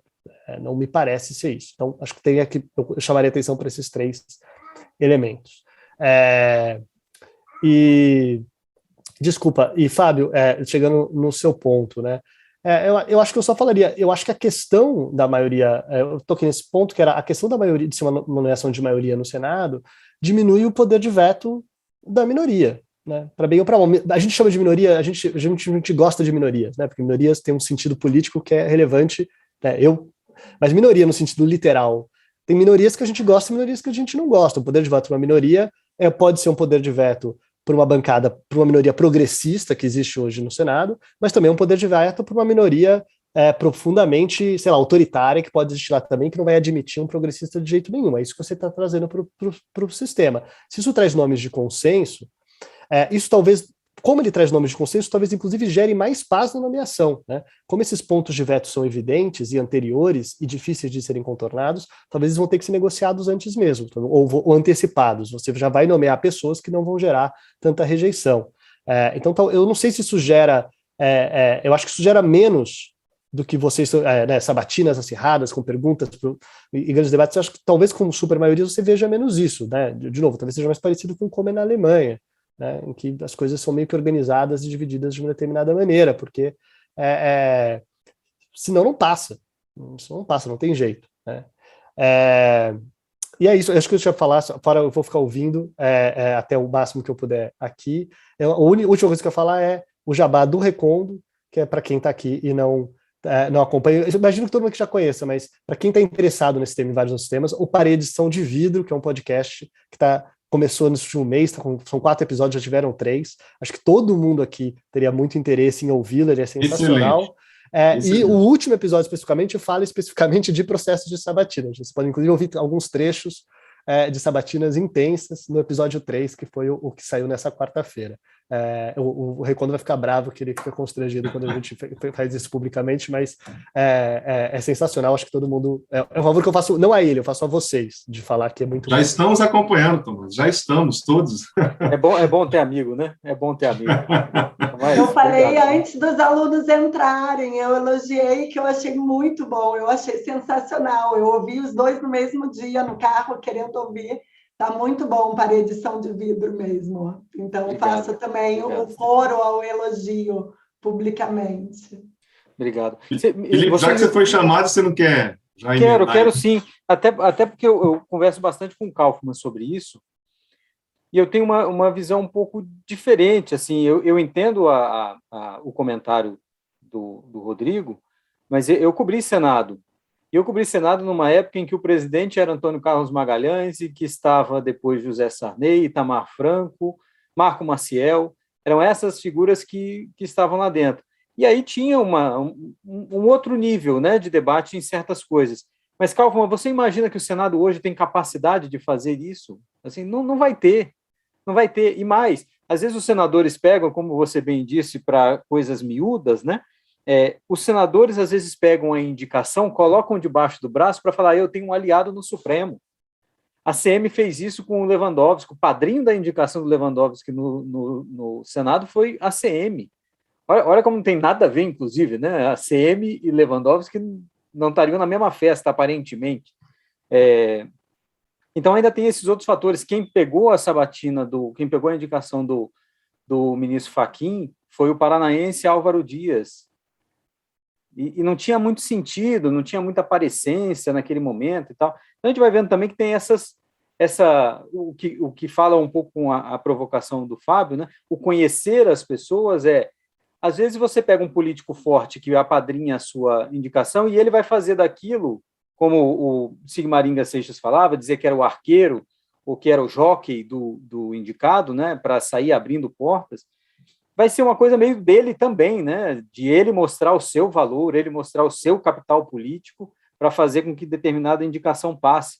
Carmen Lúcia foi uma indicação do Pertence misturado com uma disputa em Minas, dentro do próprio PT, e aí a gente vai vendo, de fato, essas coisas menores, como o Kaufmann mencionou, mas é que eu não vejo tanto sentido. Veja como uma medida provisória é aprovada dentro do Senado. O Kaufmann lida muito hoje com o processo legislativo, mais do que no passado, inclusive, ele sabe. Às vezes o senador simplesmente não está lendo nada. As perguntas que são feitas pelos senadores nas sabatinas, alguns deles não sabem do que estão falando. É um pouco normal, diante do padrão que nós temos, mas é um pouco assustador também, né? E aí, nessas relações pessoais, é muito fácil criar alguém que esteja no poder, tipo André Mendonça. Ele poderia criar relações pessoais com os senadores que garantissem a ele portas abertas. O ministro Toffoli fez isso muito bem quando o AGU. Ele fez uma agenda de governo e oposição, ele recebia todo mundo. Chega na sabatina, é elogiado por Arthur Vigílio e Zé Agripino e chora, porque aquela concertação que ele fez garantiu a ele um apoio numa indicação mega problemática. E aí, só para fazer uma provocação ao que a Estefânia mencionou do André Mendonça, você sabe que o que mais me assusta nessas duas indicações é a indicação do Cássio Nunes Marques. A sabatina dele foi uma não sabatina, nós não temos nem ideia do que ele pensa sobre incontáveis coisas. Do André Mendonça, pelo menos, a gente sabe o que ele pensa. O ministro Nunes Marques é como se fosse um cheque em absoluto branco, e ele foi é impressionante. Se alguém quiser uma aula de como não falar nada, sendo perguntado durante horas, é só assistir a sabatina do ministro Nunes Marques. E eu posso dizer que uma vez, conversando com ele, já ministro do Supremo, eu falei, ministro, é impressionante como o senhor deu um baile em todo mundo. E aí tem uma outra coisa também, né? E podemos falar da sabatina do Aras, que é, obviamente, para PGR, mas fazia parte. Eles gostaram daquilo. É parte da política. O André Mendonça, me parece, para entrar no comentário do Kaufmann e também da Estefânia, não vai pela pauta criminal. Não vai porque ele, e aí é muito interessante pelo fenômeno, ele é representativo do bolsonarismo de 2018, não de 2021. Combate à Ele é o corrupção, né? lavajatista, ele é o religioso, conservador, contra a corrupção, etc, Vem etc. da Controladoria Geral da União, Exatamente, segurou a participou de bandeira do todos. combate à corrupção, né? Total, total. E isso hoje, né? O próprio presidente rompeu com isso. E ele vai pagar essa conta. Vai pagar essa conta. Por quê? Porque a política, aquela política tradicional, que se alguns chamavam de velha política, é uma bobagem, mas a política não quer mais esse perfil. E o presidente insistiu. E o presidente não tem nenhum compromisso e parece valorizar as próprias derrotas. É só ver o que ele faz no Supremo todo santo dia. E ele coloca a indicação, e esse é um governo também que quem entra está disposto a matar ou morrer, né, aparentemente. E quem entra nesse governo tem grandes chances de sair chamuscado. Muita chance. Mais do que o normal, né? Porque um governo sempre tem conflitos e tal. Mas no caso do André Mendonça, a gente vai ver alguém que nós sabemos o que pensa, temos certeza do que ele já fez, o que vai defender no Supremo, as pautas conservadoras, evangélicas, que seja o que for. E acho que esse não era o problema dele. O problema dele ele é um lavajatista, ele é um humorista, um defensor daquela pauta Sérgio Moro. Mas a gente vai continuar com o ministro Nunes Marques como um cheque em branco, um papel em branco, por mais 2 décadas, sem ter a menor ideia do que ele vai fazer. Num voto, por exemplo, Tomás cansa de bater e escreveu isso com o Diego, talvez uma das piores decisões da história foi esse o texto dele, sobre abertura de templos religiosos. Ele foi lá e ainda deu a decisão numa sexta-feira. Então, assim, olhando as 2 indicações, a do Nunes Marques, para mim, é o grande sinal amarelo. Essa daqui, a do André Mendonça, é, para mim, até by the book, até normalzinho. Mas, Felipe, e aí eu faço a pergunta para todos também. Tendo em vista tudo isso que você falou, e tendo em vista, que é algo muito recente, extremamente recente, tendo em vista os fatos do último dia 7 de setembro, fazendo uma avaliação geral, o que vocês acham que vai acontecer daqui para frente? E isso já é uma pergunta que eu gostaria que cada um respondesse, para a gente já encaminhar aqui para a finalização desse debate, que eu acho que foi excelente. A gente ainda poderia continuar aqui muito tempo, mas a gente tem que dar um fecho, e eu acho que é importante que a gente analise essa questão. Tendo em vista os fatos políticos da semana, o que vocês acham que vai acontecer daqui para frente em relação a esse processo de nomeação do indicado pelo atual presidente? Não sei quem vai querer começar. Pode ser o Felipe. Posso começar, porque a casca de banana é das boas, mas o jornalista, pelo menos, tem a desculpa de que, como diria o ex-chefe do Rodrigo Kaufmann, o jornal de hoje vai enrolar o peixe de amanhã. Então, dá para ser um pouquinho mais irresponsável. É difícil fazer uma aposta. Eu mesmo já falei com o Tomás no Sem Precedentes, que achava que o André Mendonça passava, porque as nuvens no céu diziam isso naquele momento político. Hoje dizem uma coisa completamente diferente. Os sinais que são enviados são no sentido oposto. O presidente ainda tem essa peculiaridade. É um presidente que não pega o nome, não briga por ele. Não tem ninguém neste governo brigando por André Mendonça. Ninguém. Não tem uma pessoa do governo trabalhando firmemente pela aprovação dele. Então, isso só me leva a acreditar que nós não teremos André Mendonça no Supremo. Mas tudo pode mudar. Eu apostaria num outro candidato, no cenário de hoje. Hoje, que dia é? Dia 9, 10 de setembro? 10 de setembro de 2021.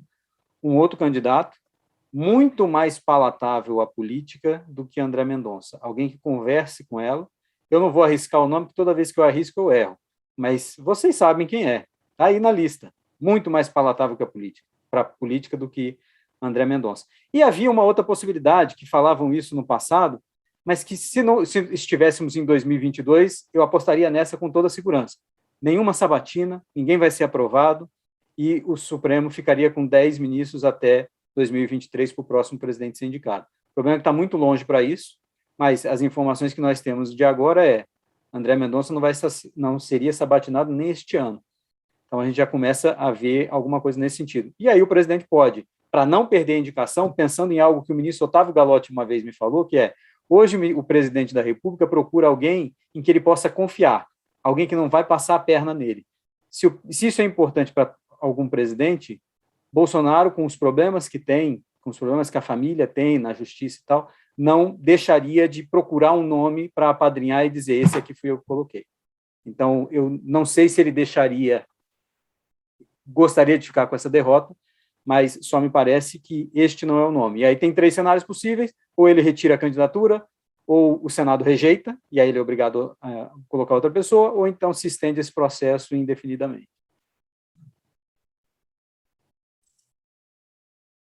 Quem seria o próximo? Quem gostaria de falar? Pode passar para o Tomás, que já está com o alvará mais vencido aí. A minha bola de Vamos lá, cristal Tomás. a minha bola de cristal é terrível. Eu só falaria que não é isso. Eu acho que não dá para separar uma coisa da outra. Não dá para separar a previsão do fato de que, na verdade, você precisa de poucos votos no Senado, né? O número de votos para você aprovar ali por uns 50% é relativamente pequeno, o que faz com que o Felipe falou seja mais viável, né? Porque senão você pauta e derrota, se você quer um outro nome. Então, acho que uma coisa, na verdade, são 2 questões. Uma é, por que você não pauta e derruba esse nome? De uma maneira, o Senado poderia assumir essa nomeação. O Senado poderia falar, quer saber? Tem um presidente fraco aqui, a gente vai derrubar esse voto, e isso vai sinalizar para ele que o voto vai ser o que a gente vai dizer para ele, o nome vai ser o que a gente vai dizer para ele. E isso vai ser, quantos ele nomear que não seja, a gente vai derrubando e não tem problema. Por que não faz isso? Talvez sejam 2 problemas. Um é, você precisa de poucos votos, então o Bolsonaro talvez conseguisse a maioria, se fosse pautado. Se o André tivesse o seu dia ao sol, talvez ele passasse. Mesmo, não sei se hoje, mas daqui 1 mês, daqui 2 meses, talvez passasse. Talvez custasse, cara. Também é uma questão que o presidente tem que estar disposto. A gente sabe que tem muita coisa que o presidente quer aprovar, o que quer garantir. E tem um limite do que dá para você liberar para conseguir um voto aqui ou outro. Às vezes a prioridade não é essa, né? Às vezes é mais importante uma outra coisa e você deixa isso passar. Mas, de qualquer maneira, tem que estar disposto a isso também.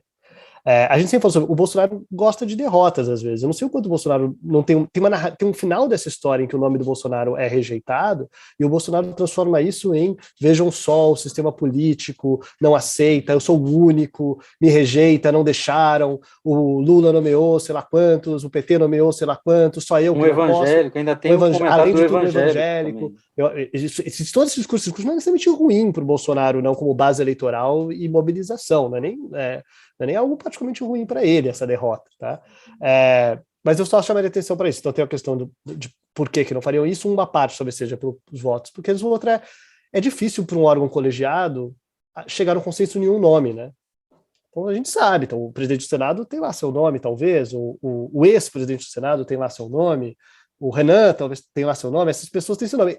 Para eles todos, se eles todos chegassem num nome, eles poderiam virar e falar, vamos derrubar esse e vamos aprovar o próximo. Por isso que acho que eu tenho a sempre apostar com o Felipe, porque eu acho que o Felipe sabe de coisas que eu nem sei, nem poderia saber, seja pela experiência dele de analisar política, seja por todas as pessoas com que ele conversa e que dizem coisas para ele que não estão nos jornais. Então eu apostaria numa demora. Se essa demora vai significar que o nome vai ser retirado, eu não sei, eu também apostaria que eventualmente isso acontece. Não faz muito sentido no contexto brasileiro deixar expirar e ficar para o próximo presidente. Ainda mais num contexto em que o risco do próximo presidente seria o risco para a parte significativa desse sistema político, seria o seu Lula. Então seria deixar uma nomeação para o Lula.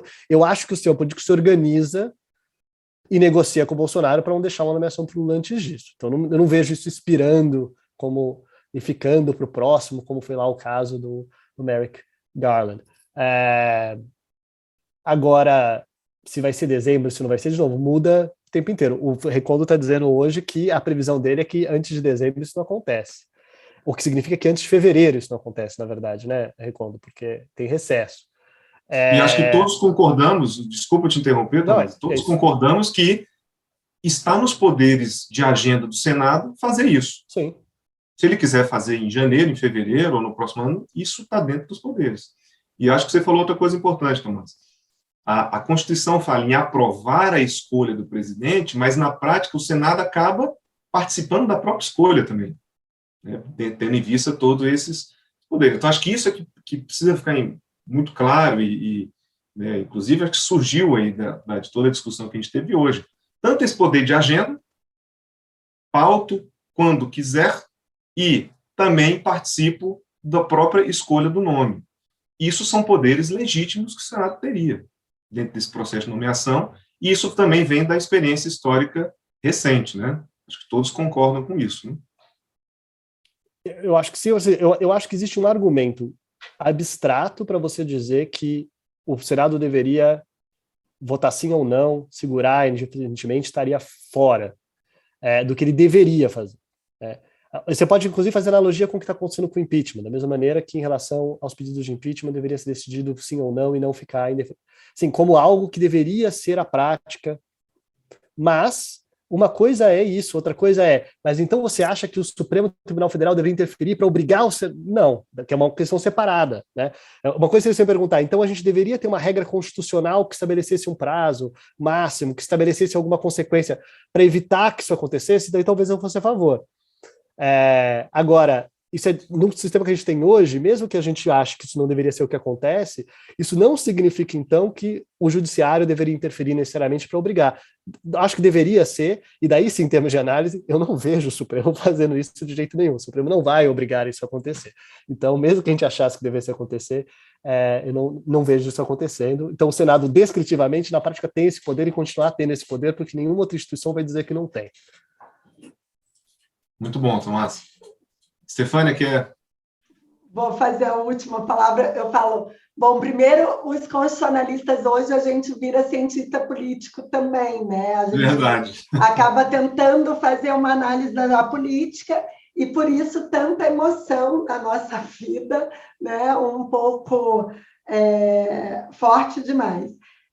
Primeiro, falar da pergunta do Fábio, da questão da baixa institucionalidade e da relação pessoal com os senadores.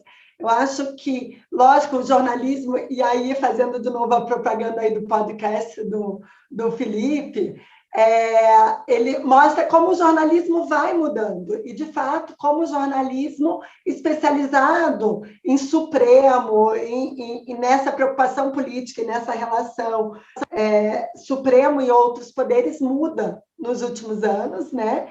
Então, aumenta. Só que talvez, aí não por ausência do jornalismo, mas ausência do compromisso das pessoas mesmo, né? De não saberem a importância, né? Então, assim, e a gente tem um processo de desinformação agora, que o Supremo está no dia a dia das pessoas comuns, mas de maneira equivocada, né? E não mostrando efetivamente qual deveria ser a preocupação numa sabatina.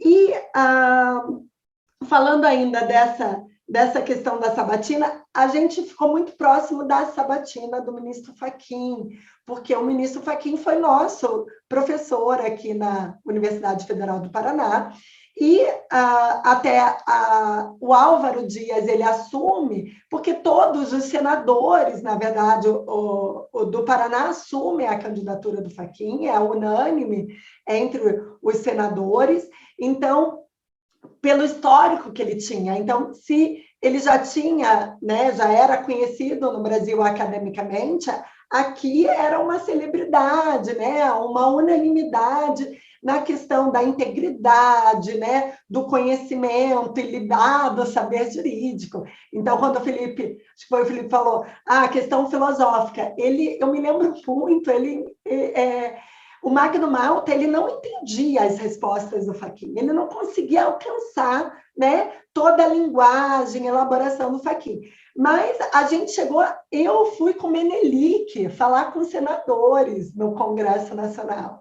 Então, assim, eu que não sou ninguém, e era muito menos, né, ainda acho que foi 2015, mais ou menos, e a gente, né, foi levar um abaixo-assinado de professores, de acadêmicos do Brasil inteiro, foi lá, né, nos gabinetes. Então, acho que teve um envolvimento maior, foi muito pesado o processo, eles mexiam-se até no lixo do escritório, do ministro Fachin, né? Então, o jogo foi bastante pesado, os ataques foram muito fortes e muito pesados, e a gente, né, a gente estava ali no meio, porque a gente conhecia há mais de 20 anos, né, a trajetória do ministro Fachin. Então, a gente participou mais ativamente desse, acho que assim, todas as sabatinas, não que elas têm que ser no enfrentamento, ou numa provocação, ou no embate,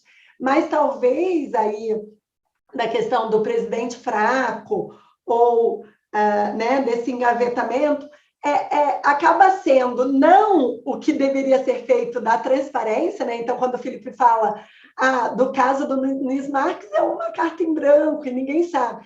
Então, não cumpre o seu papel e, na verdade, o indicado fica num jogo de força. Se o presidente tem apoio, ok, passa com aplausos inicial. Se o presidente não tem apoio, ele ou ele vai sofrer uma sabatina bastante pesada, ou pode não ser indicado. Então, eu acho que isso. E, por fim, da questão do 7 de setembro, né? Entre o que a gente deseja, acho que a diferença, assim, eu não conseguiria ser jornalista e não conseguiria, talvez, ser cientista política. Eu sofro muito, né? Eu vou vendo e eu vou sofrendo muito. Talvez eu seja professora de Direito Constitucional porque me envolvo mesmo, acredito, né, na Constituição, nos direitos humanos, nas instituições. Então, assim, entre o que a gente deseja, a falta, a ausência da agenda, né, o não pautar o processo, é importante até, eventualmente, para um processo de impeachment, ou seja, o retrato do Senado, né? Então, o Senado, enquanto órgão que, de fato, não aprova o presidente da República. Isso me parece que é importante. Mas eu acho que a gente vai precisar aí ter as cenas das próximas semanas. Não, concordo com o Felipe que esse ano não sai, e o Senado talvez espere essa queda maior da aprovação e dessa saída de partidos da base de apoio do Senado para, de fato, aí que não vai pautar, né, um presidente em processo aí de saída. Então, vamos ver como como que vai ser esse cenário político das próximas semanas. Eu falei, gente, eu juro que eu não queria mais emoção, eu queria ter eu falei, tinha a previsão de escrever no feriado, corrigir, porque todo professor quer trabalhar nos feriados, e foi impossível fazer qualquer coisa, né, sob ameaças, a angústia, né, da gente sem saber, porque depois que passa, se fala assim, não foi isso tudo. Mas, na verdade, foi muito forte, e acho que estava todo mundo muito apreensivo, recebendo mensagens de todos os cantos aí, sem saber exatamente como que ia ser o desfecho, né, do 7 de setembro. Então, o que eu desejo aí é de volta à normalidade institucional, né, acho que não acredito que o presidente da República seja capaz de ser uma pessoa de diálogos e de normalidade. Isso acho que é uma ilusão. Mas, enfim, era isso. E agradeço novamente, né, a oportunidade desse debate. A gente que agradece, viu, Stefânia? Será sempre muito bem-vinda, viu? Acho que foi ótimo. Rodrigo, quer dar a última palavra? Bom, André, sobre a questão da indicação do André, eu vou discordar dos meus pares aqui. Eu acho que eu tenho a impressão que essa novela não terminou ainda. Não terminou. Eu não vou fazer aqui nenhuma previsão, mas uma coisa eu acho que a gente pôde aprender nesses últimos 2 ou 3 anos, talvez os últimos 2 anos, a política ganhou algumas camadas diferentes. Camadas que não eram, vamos dizer assim, comuns, normais, em outros anos, sabe? Mas a política ela não está fechada num modelo, num protocolo, num conjunto de métodos E eu acho que isso faz com que a gente ache que ela não está colocada, mas ela está colocada. O Jobim, repetindo uma frase que eu acho que era do Ulisses Guimarães, dizia até uma coisa curiosa, assim, na política até a derrota é ensaiada. Até a derrota é ensaiada. Então, assim, e a gente viu, o que a gente viu nesses últimos dias aí? Uma sucessão de, vamos dizer assim, de pseudo-vitórias e, por que não, pseudo-derrotas também, né? Então, eu confesso, e a indicação do ministro Supremo, essa indicação do André, embora a gente possa até apontar algumas razões assim que tornaram ela difícil hoje, ela está envolta na política.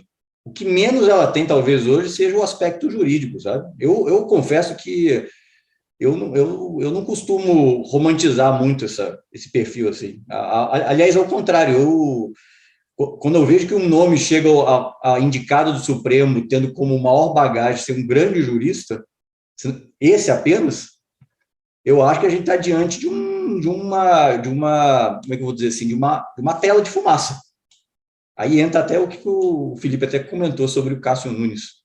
Geralmente é o discurso jurídico que encobre a identificação daqueles fatos que deveriam ser colocados claramente, sabe?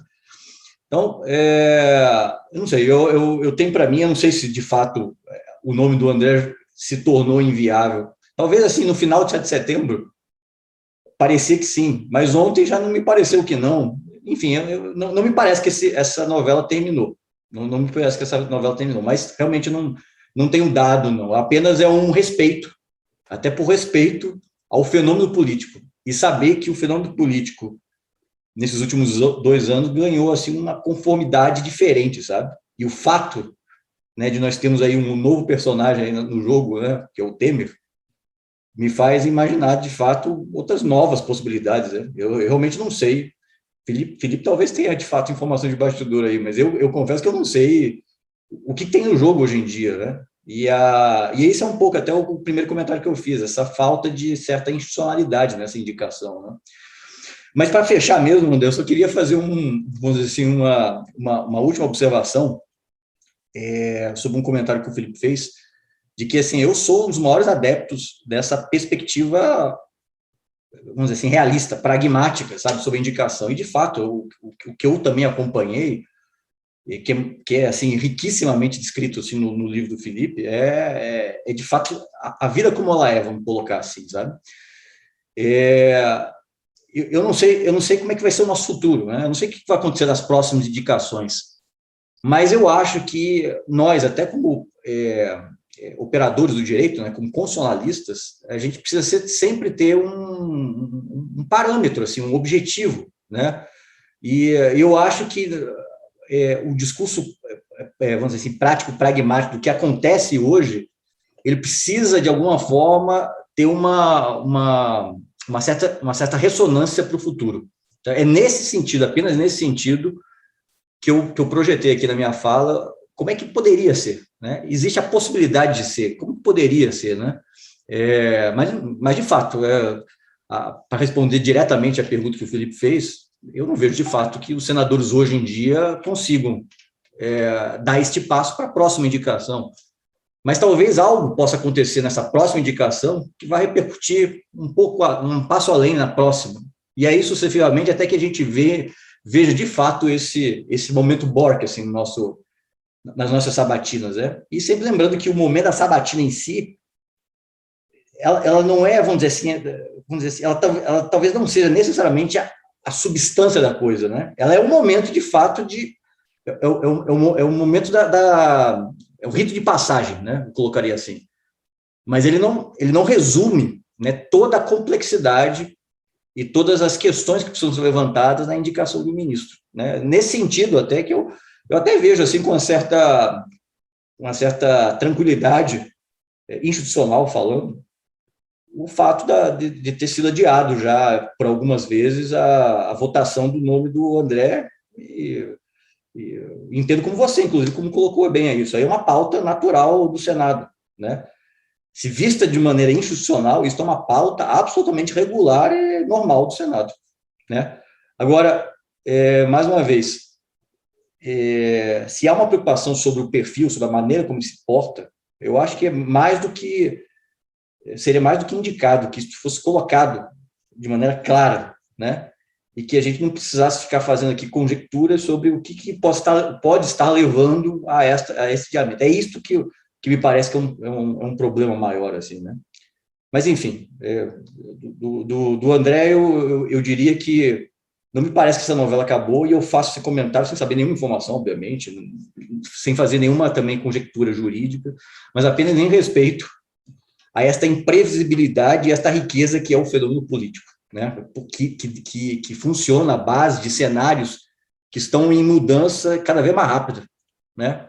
E eu acho que seria temerário, né, a gente talvez antecipar como é que a nossa política vai estar semana que vem, né? Do que a gente já viu, né? Então, pode ser que este jogo, que hoje está com as peças muito bem claras, assim, colocadas, pode ser que esse jogo tenha mudado também, né?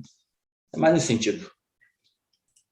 Excelente, excelente. Acho que nós fizemos aí um ótimo debate, foram excelentes contribuições, aprendi muito, tenho certeza que todos aqui aprendemos, né, em conjunto. Vou agradecer novamente a presença da professora Estefânia, do professor Fábio, do Felipe, do professor Tomás, do professor Rodrigo. Sejam sempre muito bem-vindos no nosso observatório. Infelizmente, a gente vai ter que encerrar, mas acho que o tema está aí, né, e acho que demos a nossa contribuição. Vou dar a informação de que está sendo gravado, e na próxima semana vamos colocar o evento, disponibilizar no canal do IDP no YouTube, e aí quem perdeu vai poder acompanhar por lá. Tá bom? Muito obrigado, boa noite. Peço desculpas aos que levantaram a mão, mas é porque, de fato, a gente já está chegando no horário limite aqui. Tá bom? Ótimo. Um abraço a todos. Bom final de semana. Bom final de semana.